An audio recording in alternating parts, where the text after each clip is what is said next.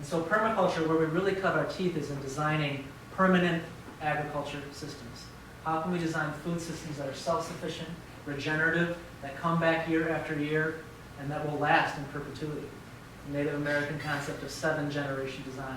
We should be designing things that last for 7 generations to come. That really echoes a lot in permaculture design systems. So the sort of quintessential permaculture design is this idea of a food forest. It's also called an edible forest garden, or for the scientists here, a perennial polyculture. There's a template for it. How can we mimic a forest?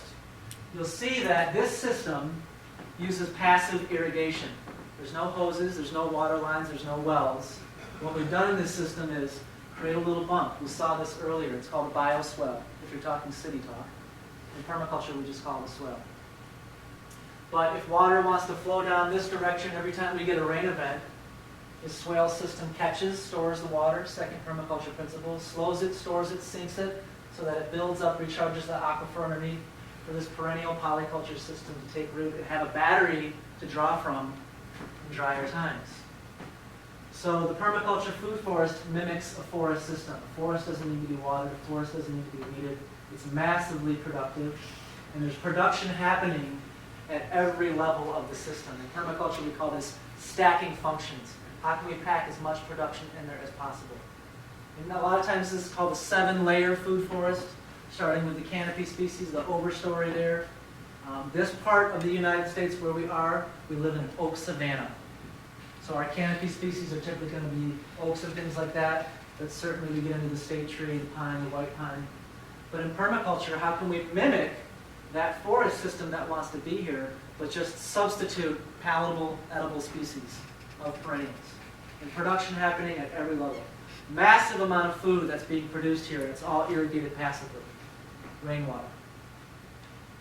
Another version of it right here. There was a study that was done by the United Nations in 2011 called Agroecology and the Right to Food. And this was a 10-year-long study. They were studying biodiverse organic farms in developing nations and putting that data calorie for calorie against traditional industrial agriculture systems. And what they found is that calorie for calorie, small-scale, biodiverse, perennial systems outperform traditional agriculture. And this was a big, big deal when the study came out. Because that's been the argument forever, right, for our food systems, is that if we want to feed the world, well, we need 10,000 acres of corn. We need 10,000 acres of wheat at a time. Monoculture, growing just one thing. And typically it's an annual, not a perennial, not a tree, an annual. That's been the big argument for these food systems that, as we learned in Toledo last year, are actually the cause of a lot of water pollution. But what this study found out is that these systems actually outproduce traditional agriculture because of their diversity, because of their resilience, because production is happening at every layer. So extremely productive systems that are integrated with nature, irrigated passively. So talking about swales, talking about rain gardens, talking about these bioswales, these ditches and things like that. This is a big concept in permaculture. A lot of times we call it earthworks. It's also known as terraforming. Oftentimes we will bring in heavy machinery, and you might be saying to yourself, well, what's sustainable about that? I'm going to use these big oil guzzling machines. And you got to do the math on it. You know, you have to realize that if I bring in an excavator, a 29-ton excavator, and use it for one day and set up a system that's going to produce 15,000 pounds of food every year, and I don't need any oil to grow that system, well, then the 10 gallons that I use for the excavator is far overshadowed by the amount of food that I'm getting calorie in and calorie out. So sometimes there is a benefit to use a little bit of fossil fuels so that you can sort of dwindle and say goodbye to them. So a lot of the designs that I do, and I'm going to show you some examples here in a minute, we'll bring in big excavators for a day and we'll do this terraforming. We'll do this earthworks. But it's so that we can create truly sustainable, productive environments. So here's an example of one of these swales. This is a big one. These swales are dug on contour so that every time they're level, so that every time it rains, that water stays in the swale. If they weren't on contour and they were crooked, it would just be a channel and all the water would run out. But we want to catch and store that water. So that's why they're dug on contour. This is a big system that was dug up, and I think probably the next step here, you can see they're starting to do some cover crops, maybe fixing nitrogen so that they can start to put their perennial polyculture system on top of that berm. Crater gardens and hugelkultur. I spent 2 years studying with an Austrian permaculturist by the name of Sepp Holzer. Sepp's also known as the rebel farmer. Sepp is a master at creating microclimates. He's a master at earthworks and terraforming. So when I studied with Sepp, he literally turned my brain inside out. I started thinking three-dimensionally about growing food. I highly recommend any book you can find. There's a lot of videos about Sepp online. Like I said, he's known as the rebel farmer. He has a lot of solutions that are very applicable to this climate, this northern temperate climate. He's known for growing lemons in the Austrian Alps, which is unheard of. But he's a master at thermal mass, catching and storing heat in ponds, rocks, and things like that. So some of his systems are known as crater gardens. I'm going to show you some examples of that. And another one that's really just blowing up all over the place now is this concept of hugelkultur, which is essentially a very big raised bed. So this was in Highland Park. This was a crater garden that we designed there and had a couple different interns from U of M, from Europe for this project. And essentially, we were trying to figure out how could we grow as much food as possible on one urban lot, 60 by 90 feet. So we designed this system with Sepp, brought in the excavator for a day, and it's a crater garden. It's a terrace system. And what happens when you do this type of system with these raised beds like this is you actually triple the amount of growing space. So if we think of a regular sort of horizontal plot of land, we only have so much space to plant our crops. When we go vertical with it, we go 3D, we just triple the amount of space. So this is a very important concept when we're talking about growing food in dense urban areas where space is at a premium. These kinds of solutions become extremely relevant. But the other thing you're going to notice in this system is it literally is a crater. It's a big bowl. So you can imagine what happens here every time it rains. That water gets caught and stored in the pond system that's the understory there. So it holds onto that water. And this was a big deal because, as I remember, if you remember what I said, they raised the water rates in Highland Park by 30% that year. So we had to design a system that produced a lot of food, but that also caught every drop of water that fell from the sky. And that's what we were able to find here.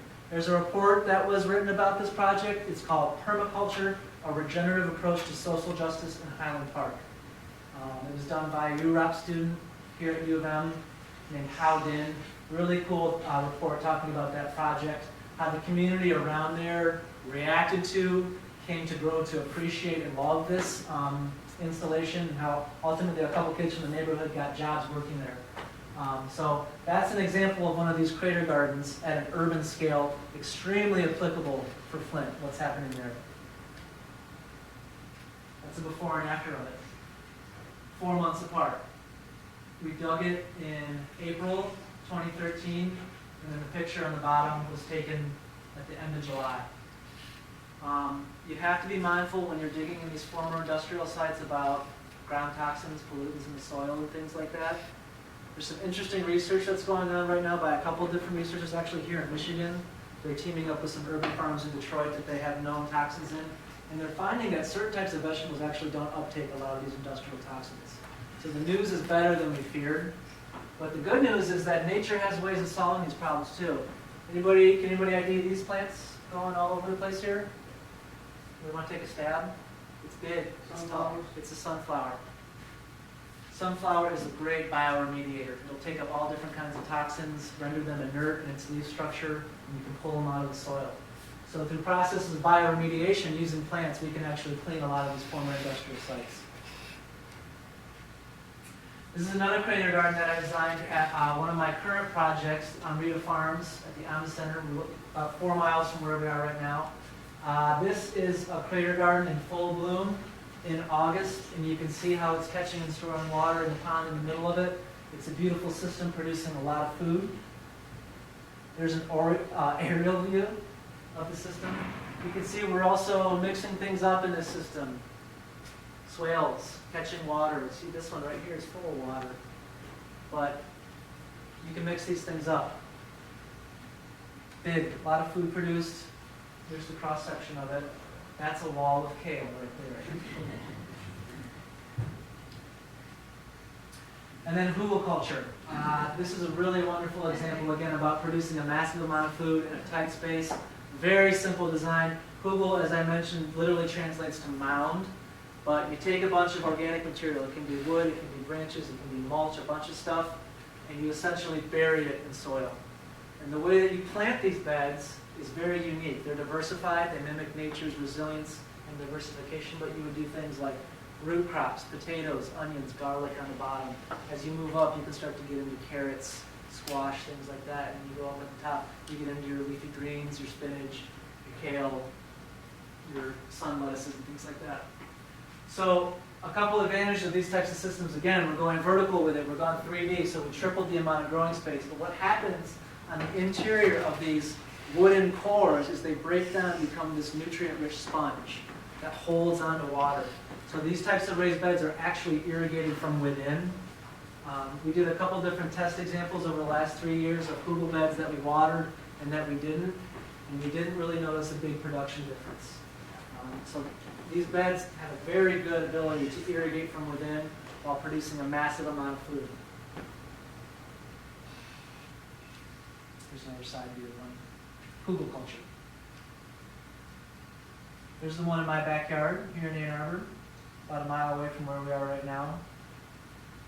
And this is another Hugel system that we did in Ypsilanti at the Michigan Folk School. That's the install day on the top. And you can see those workers right there kind of finishing off the edges around the pond. And then the photo on the bottom was taken about 3 months later when it's flush with food and the pond is storing water. So how do we irrigate this? How do we integrate this irrigation and production systems? Permaculture is very good at it. So taking these lessons from the woods, taking these closed-loop, nature-based systems thinking lessons, where permaculture has sort of evolved to over the past 10 or 15 years, is really every other area of our life. How can we take these lessons from nature and apply it to energy systems, water systems, even transportation systems? But also there's a lot of permaculture businesses and organizations that are starting to emerge. One of my favorite examples is eco-machines, similar to the constructed wetlands. These were developed by a scientist named Dr. John Todd, who has ties to the University of Michigan, actually. But he figured out mimicking wetlands was a really beautiful way to filter all kinds of different sewage effluent, things like that. I think this might be the same slide that you saw earlier from Oberlin College. But I've been in this building in Oberlin. It's awesome. It's their sustainability education facility there at Oberlin. And you can go in the bathroom and go pee, or number 2, whatever you want to do. And there's signs all over the place saying when you step outside, you'll see the natural ecosystem that's filtering your waste. So it's a beautiful closed loop system based on nature's brilliance that we can use to integrate our human needs for.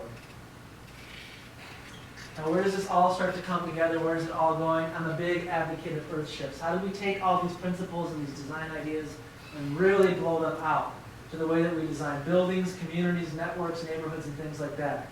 Earth shifts are a fantastic example of this. Created by an architect, another rebel, by the name of Michael Reynolds. Mike was based down in New Mexico, Arizona, places like that. And he's a master at taking what other people would think would be trash, glass bottles, recycled cans, tires. He's big on building with tires, throwaway tires. And he builds these beautiful, they look like they're from Star Wars, closed-loop homes that produce all their own energy, produce all their own food, filter all their own water. Here's an example of an earth ship right there. It's aligned passively, so in our hemisphere, this is going to be facing towards the south, growing a massive amount of food here. These are also raised planter beds that I think have water filtration in it. But beautiful buildings that take all these biomimetic, nature-based principles and concentrate it in a dwelling, in a structure. Massive amount of production is going on here, and it's all in a closed loop so that the output of one system becomes the input of another. There's a great movie about Mike Reynolds and the earth ships called Garbage Warrior. It's a really, really great film. I highly recommend it. He started doing this work in Arizona, and building inspectors would show up to his sites and be like, what is going on here? What am I going to do with this? And so it got to a point where he actually got his architect's license yanked by the state of Arizona.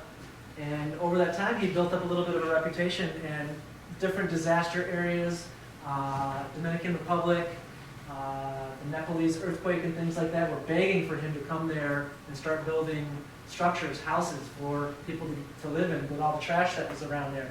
So he was welcomed into these third world countries while he had been kicked out of the U.S.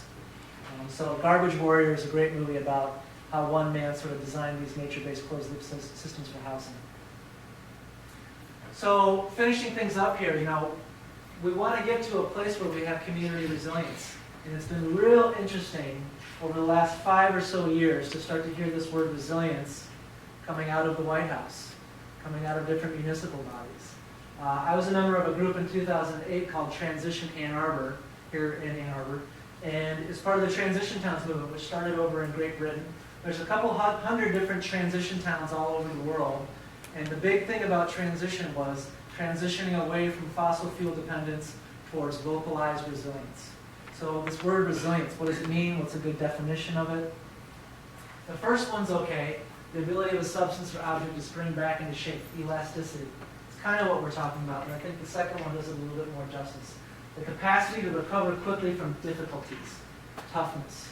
So when we're talking about resilience, really what we're talking about is the ability to withstand shocks, whether those be environmental shocks, shocks from natural disasters. If we're talking about an agricultural setting, we had a significant shock 2 years ago where we had late season frosts and it completely killed off all of our apple trees and cherry trees here in Michigan, if anybody remembers that.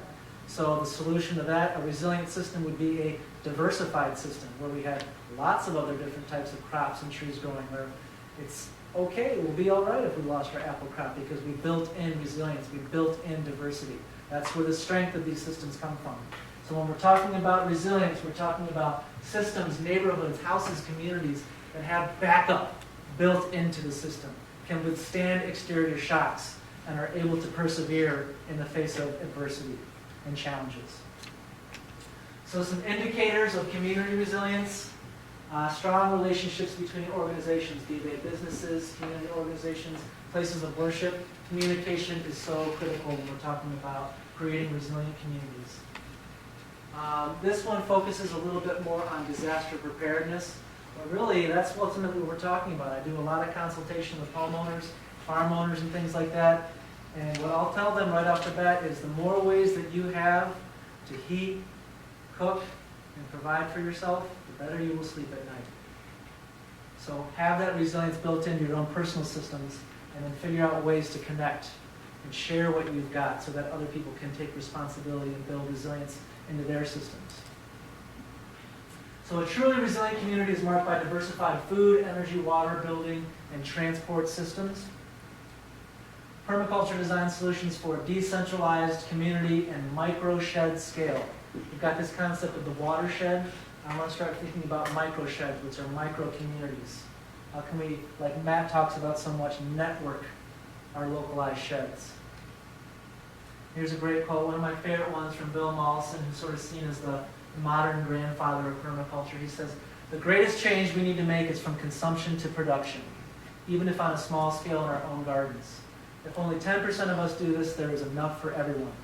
And this is a really, really big deal because the culture that we're in right now, through no fault of our own, but it preaches consumption. We are so disconnected from source. We're so disconnected from where our food comes from where our energy comes from where our water comes from. We've given away our power. We've given away our personal energy about taking responsibility for ourselves. And so why I'm such an advocate for permaculture and biomimicry and agroecology and agroforestry and green infrastructure is because it provides a pathway for us to begin to take responsibility for ourselves and get reconnected with source. The systems that we need to provide for ourselves should be localized, should be resilient, and we should be producing them ourselves. So permaculture allows for this shift from consumers to producers, and ideally, at the end of the day, we're diversifying economic development and we're creating employment opportunities. There is no reason why green infrastructure, permaculture, agroecology, net positive water systems can't be an absolute catalyst for economic development in a place like Flint, in a place like Detroit. It absolutely can be and should be. So let's talk about a couple examples of community resilience. We don't have to look too far. For years and years and years, we've had these examples of eco-villages and agri-hoods, and they've often been kind of shuffled underneath the carpet as hippie enclaves and things like that. But these are communities that have been thinking about producing more than they consume. So here's an artist's rendering of maybe a future more urban environment that's producing a lot closer to home. This is a little fuzzy picture, but this is a neighborhood in Switzerland where you can see how much attention is given to backyard production in between houses. Intentional communities whose goal is to become more socially, economically, and ecologically sustainable. So in a minute or two that we have left before we get into a little bit of discussion, I want folks to think about all those things that you saw with green infrastructure. Here's a building right here. This place has done a pretty good job leaving some tree canopy. There's a lot of nice trees. What does this building need? Anybody? Throw out something. Solar and water. Solar and water. What would a water system for this building look like? Anybody want to cheat? Buried. There's some ideas. 3, 2, 1. Permeable pavers, beautiful solution. Green roof, beautiful solution. Bioswales, fantastic solution. Trees that grow pasta. Spaghetti squash, beautiful solution. We all learned tonight how to calculate the amount of stormwater coming off of this roof. Everybody know what building this is? It's City Hall in Flint. It's ready for solutions. So,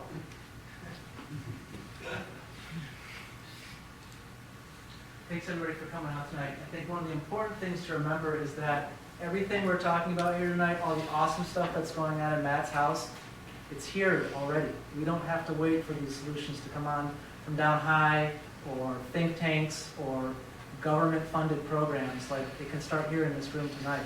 I have a feeling it already will. It already has.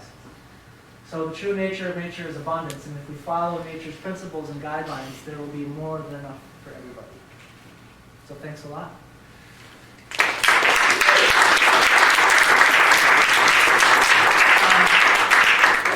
Maybe just come up here for a second.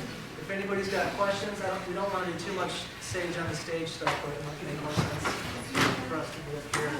Bill, go ahead.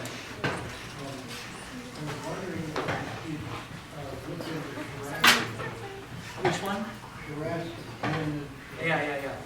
Because essentially he made the whole point that the Russians have tremendous resiliences, as in they have this Russia concept of every urban guy has a little plot of land somewhere that make tremendous production versus the collective farms that turned out to be a complete bust when it all collapsed. Yeah. So we've got some examples of communities that have gone through tremendous shock, and Russia collapsing in the 1990s was a major one. And what Bill's talking about is the Russian government did a beautiful thing. They had all this vast expanse of rural land throughout their country, millions and millions of acres, and they allocated city dwellers small plots that they could go to in the summertime and grow their own food on for free. Dachas is the name of it, what they call it, sort of the dacha movement. Another example that came out of Russia was in Cuba, right? The special period. Same thing, Russia's economy collapsed, and overnight 90% of Cuba's oil imports evaporated. So sociologically speaking, I'm always fascinated what happened in Cuba almost overnight. You know, you have a very educated society of doctors and lawyers and things like that who commanded a lot of respect, and very quickly the oil got taken away, and who has the most attention and respect? Farmers. And the fixers, the people who know how to make things. So Cuba, there's a movie called Power of Community. That's the name of the movie talking about Cuba's special period where they essentially had to go organic overnight and feed their vast urban areas. They used oxen to plow the fields and made them tractors. Yeah, they imported something like 3 million bicycles too. You can just go Whole Foods. And have TED Talks.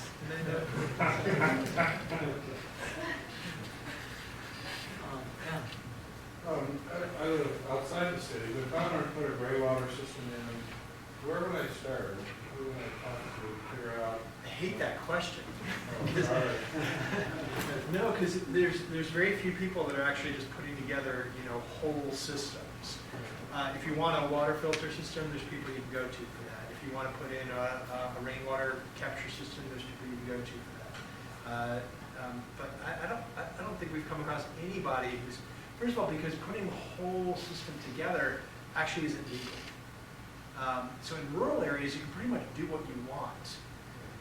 Well, I mean, it either goes down the septic tank, or I can just dump it out into the wetland. Right, and even septic tanks, there's a real issue with septic tanks now, because when they started studying how septic tanks are working all across Michigan, guess what? A huge percentage of them are leaking, no longer functioning the way they're meant to function, and they're polluting groundwater. So people are using septic are often on their own well water, and they're polluting their own well water with their own. So, yeah. And again, this very linear system. They're literally polluting their own drinking water and then drinking. Yeah, I don't know who to tell you to go to. I mean, I've got a great referral for you in Minnesota. So are you talking about just a gray water system just for using? Yeah, laundry, the water softener, all that salt right now. I'll send you to a website, RMS. They're actually out of Virginia. They'll probably refer you to Dave Stark in Minnesota. But here's a business for you, right? There's people who want to be doing this. Yeah, it's a niche. You basically harvest from your roof. You want to start with a good capture surface, and you don't have a great capture surface. If it's for gray water, you're not filtering it for potable use. It's easier. And then you basically store it in a tank, pump it into if you need to, pump it into a small filtration system. If not, it's just for irrigation or toilet water. Even toilet water, you want to filter that a little bit because you don't want to cook up your problem. What was that website? RMS. What's the full name? That's it. Yes. Somebody could have guessed that even if we didn't. There's Gray Water Corps out of California, and I mean, it's definitely on people's radar. I mean, LA County has legislated all new construction has to be pumped for gray water. What are you guys in Ohio that are doing those concrete ones? Rain Brothers. Rain Brothers. They're in Ohio. There's also there's other off-the-shelf stuff. A company started in Atlanta, where I grew up, just after 2007, when they had a serious drought, and they were within like days or maybe at most weeks between their single water source, Lake Lanier, an artificial lake from Chattahoochee River, was dry. It's literally going to be dry soon. Fortunately, the governor had a solution. He called a big prayer meeting, and it rained the next day.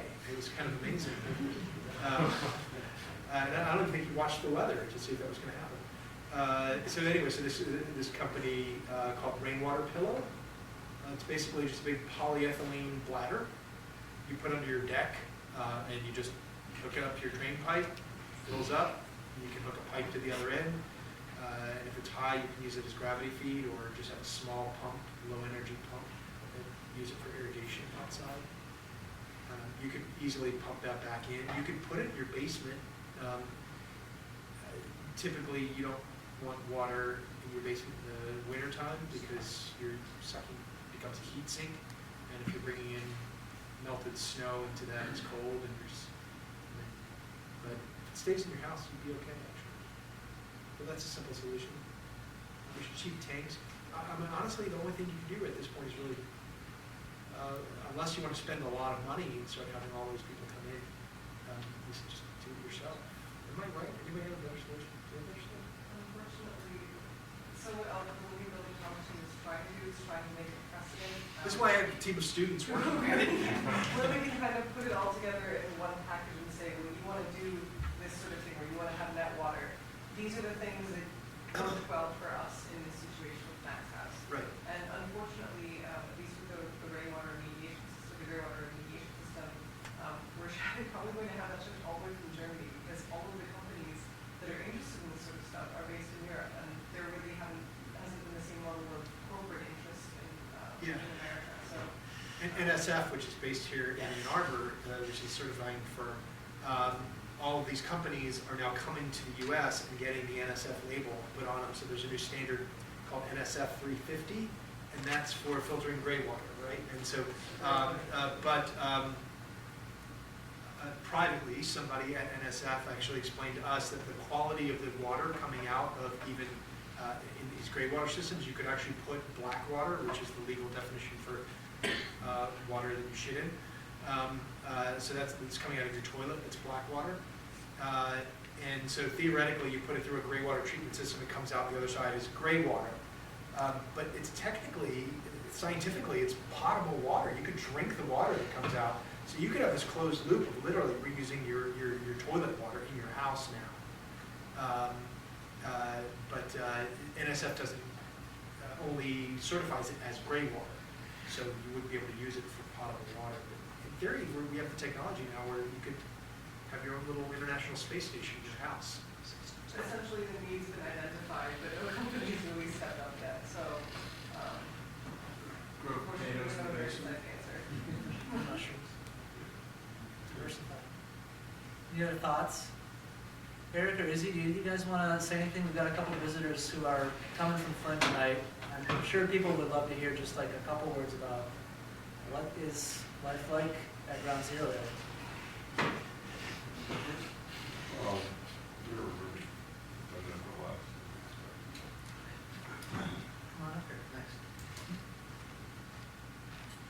So I'm Eric James, steelmaker. I started Flintopia 3 years ago on the east side of Flint, which is where I'm originally from. I had a family business there for about 100 years. But I joined the Air Force. Pardon? They don't look that old. Well, that's my great-grandfather's. Oh, Yeah, I'm 30. So I joined the Air Force 6 years. I got out, I studied personal interaction, social dynamics, and then I ended up going back to school for sustainable living at Maharishi University. Now, I didn't do that for meditation, but they had that, and I went for sustainability.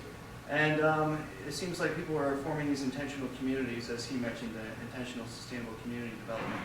There's probably 30 to 40 per state in the nation, and they're all over the world. Most people don't even know they're there. IC.org, that's the database. There's also helpx.net, workaway.info, and then, of course, couchsurfing and woofing. So these are all pieces of a puzzle I'm assembling. But the unique challenge with Flintopia was to do an intentional, sustainable community in a city, because almost all of them are in the country, and for good reason, because the red tape associated is, and that's why networking and relationship building is so important. And as you said, the top of that tier was organization, cooperation, and I feel like that's our biggest challenge. So we've been getting shit on for 3 years, and now everything's working out. So Izzy is from Holland, Michigan, and he spends his time between Africa and Amsterdam, and he wants to do water solutions, but he has a business angle. And he's only been couchsurfing with me for 3 weeks, but he just bought a house, and he's moving to Flint, and we're assembling the A-team apparently. So I'll be leaving in 3 months to pursue other projects out west, and then I'm handing over all the networking and stuff to Izzy. So we'd love to speak to you, and hopefully like us on Facebook, Flintopia. Thanks. So things are working out now. That shit must have actually been fertilizer. Yeah, it was just the working in a city and just having, because my father and I started out as trying to open a warming center for the homeless. My father really likes, I'm happiest when I'm volunteering for a living, because I'm just happier, and he's the same. So we ended up pivoting into some programs where we help, people no one wants to help, ex-cons, sex offenders, prostitutes, anyone basically who is willing to put their life together, and the kind of people who most others just find a way to demonize us for helping, and also just aren't going to help those people. And really, they're just ignoring the problem, because if we can take one less panhandler off the street or employ them or something, I don't give a shit what they can do. Everyone can do something useful. So the key is just finding a spot for them. That's why we do work exchange. We have a guy who does 4 hours a day, 20 hours a week. He's our maintenance man. Another guy, we got him. Awesome guy. Avery, yeah. And Scott, we got him into counseling, and he's got his own SSI now. So we're working with individualized programs. We started out trying to grow food and stuff, but it was harder on that side of the neighborhood because it's pretty gritty and rough on the east side. So we moved a little further east Flint by Potter Park, and we're gonna do some gardens there apparently. So. So what's the water situation in your house? In my house, yeah, it's got lead in it. It's It was tested for lead, or was? yeah, I tested it. I took it in, and I didn't even care. The only reason I did it was because I had a couch surfer buddy from Canada come down, who was a freelancer journalist, and he wanted to document the process. I don't drink the water anyway, so I didn't really care. So what do you drink? Bottled water, or we go to Branch or North Branch and get it from the well.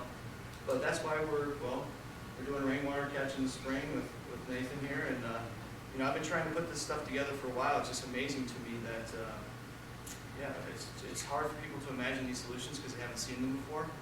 And I mean, especially water catchment. I mean, like with Avery. I mean, I knew it would work in the Rust Belt because the former manufacturing belt is chock full of people who were either raised by factory workers or farmers, the kind of people who can get shit done, can build things, can fix things. And so it's like assembling this little army of people who see this as a chance at redemption and have nothing else to look at. I didn't know it would be that powerful, that people would look at it that powerfully, just because there's nothing, you know, people in Flint are looking for any ray of light.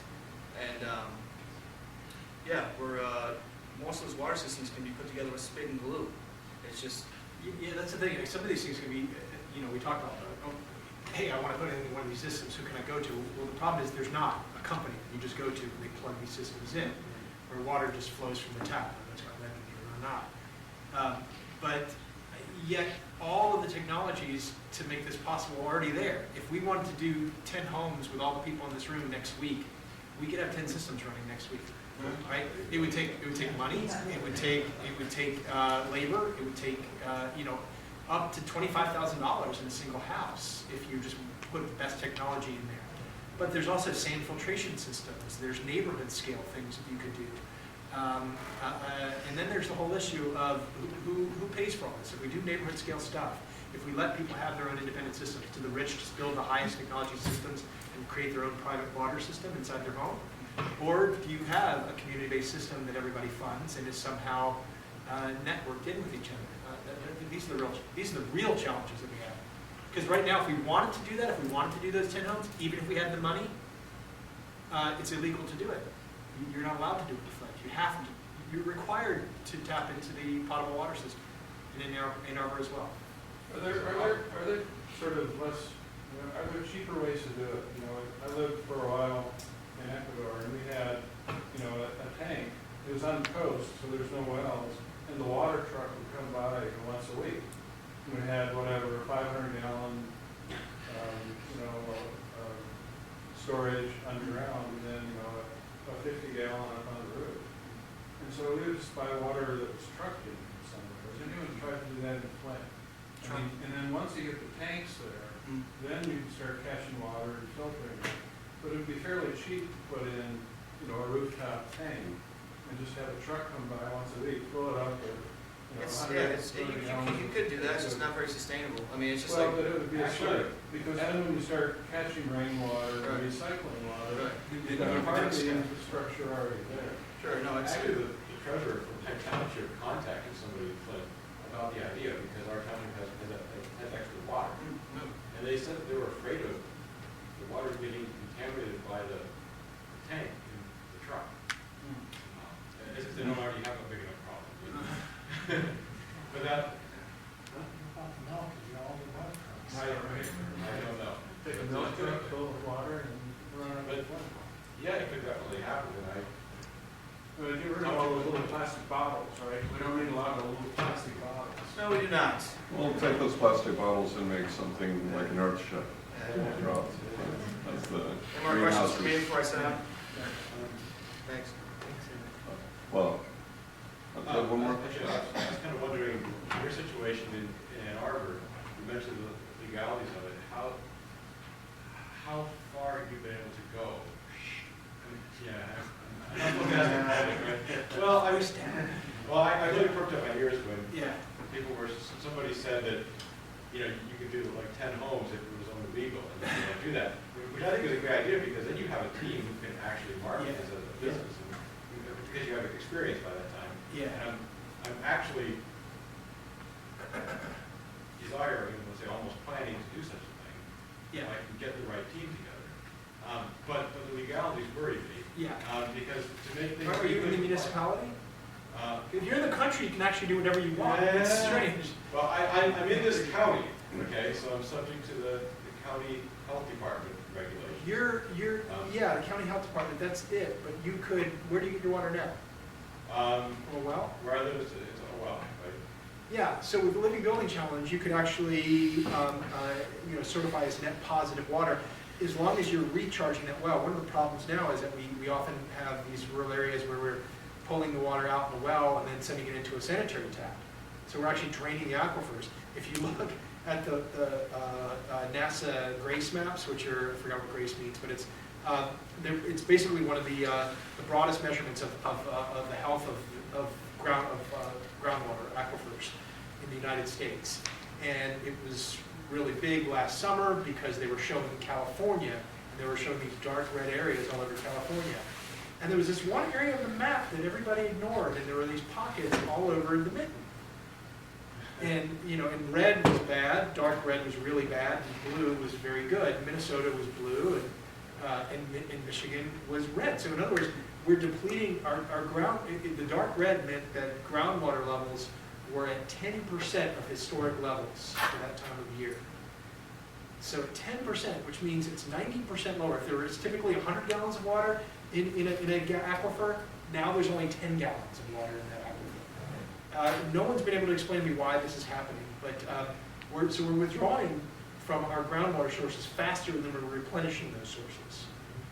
I don't know why. Maybe it's agriculture, maybe rural people pulling water out and putting it into sanitary taps, maybe it's Nestle, but some of these areas are not where Nestle is, so it's more than just Nestle if it is Nestle. Well, I've got two challenges, one of which is assembling a team to actually go through and put in these systems, approximately 10 houses actually. The other challenge is keeping the cost of compliance, legal compliance down. The idea that could you construct a system legally and get through the process which would not need a traditional grade fee? Because those things are pretty expensive. And I want this to be within the reach of low to lower medium income people. That's the thing. I think when you're going to start seeing people, municipal or even rural governments starting to allow systems other than septics. What's the one with is it Aqualoop that's doing the alternative to the septic fields? Yeah, so Aqualoop, the company that Matt showed a brief picture of, they're the company that we're also considering taking the gray water remediation system from, also has a black water remediation system. But currently, the reason why we're not pursuing that is that the city of Ann Arbor isn't really okay with black water remediation now. But they do offer that. The only thing is they are a company that's based in Europe. So if the people who talk to the company are very receptive to our project. They actually gave us a huge discount on the And it's not cheap. It's not cheap, especially when you're shipping large equipment internationally. In fact, most of the cost is shipping. Yeah, but I don't know, if they're really aware of the situation in Michigan, because they are based in a entirely different continent, but I'm sure that they'd be willing to answer any inquiries, that sort of thing. I can get I'm not in contact with them directly, but another one of my team members is, and we can kind of funnel that information through here, interesting.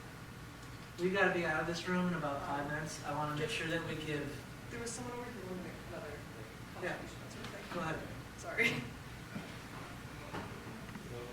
Yeah, come on up. Come on down. My name is Vincent Smith. I was a former U of M running back at the University of Michigan. And I'm working on a hands-on project right now in Flint, where we're getting the athletes and building community gardens. And I'm super excited about this whole idea about permaculture and trying to implement that same system. Let's talk more.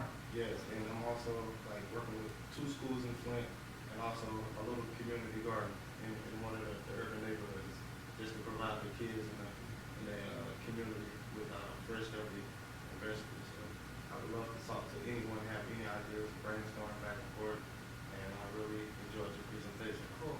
Well, let's make sure we all get together. Yeah. Welcome. Yeah. Do you want to say a few words? Yeah, just real quick. My name is Izzy Ucker.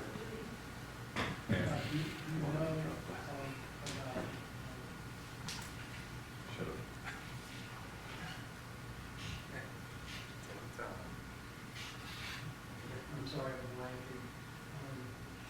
you want to talk afterwards, or is it? Yeah, maybe. Yeah, We only have a few minutes give till we us a have few to minutes. leave, right? We can make sure we have side chats. All right. Go ahead. I'll be real quick. My name is Izzy Younger. I'm the founder of CrowdRipple.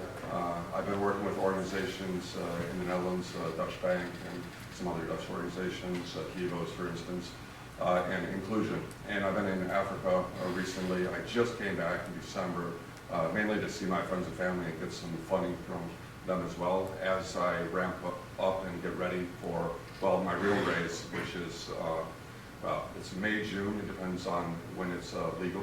When it passes through, but equity crowdfunding is going to allow for us all to invest in these type of ideas and any companies involved in this type of stuff.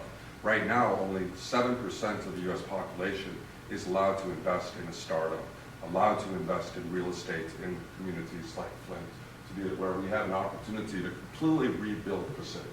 So I went there to actually raise money to build wells throughout the city, met up with James, and well, I've seen so much opportunity to how we can collectively recreate Flint and turn it from a whole manufacturing city to a vibrant, sustainable city.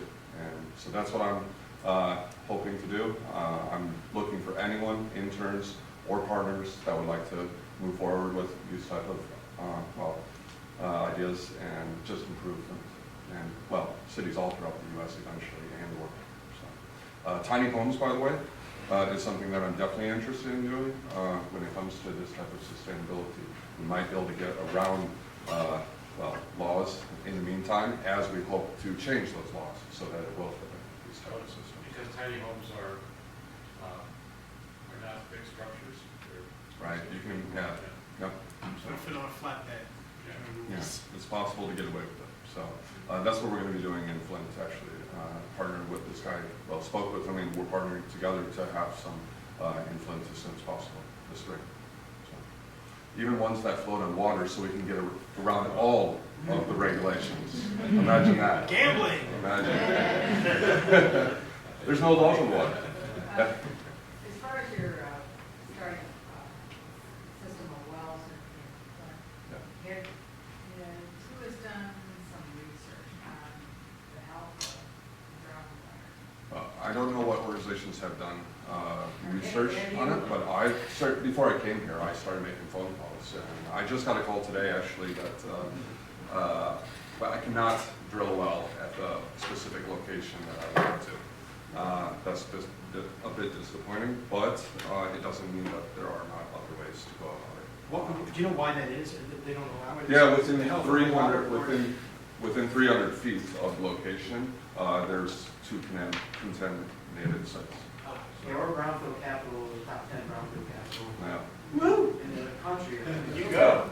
I think there was a gas station previously, there a couple of blocks away, so within 300 feet, Yeah, and then that's a it's. huge one. Drill an oil well. So, yeah, there are hurdles, there are things to consider, but it is possible.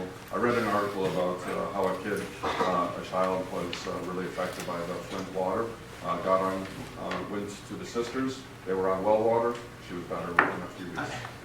So it'll give you some hope. I actually had this thought this morning that my 2 little girls are growing up so in their entire life without ever knowing what it's like to own a gasoline-powered car, to live in a home that burns anything, there's no combustion whatsoever, and they've also never known a white president.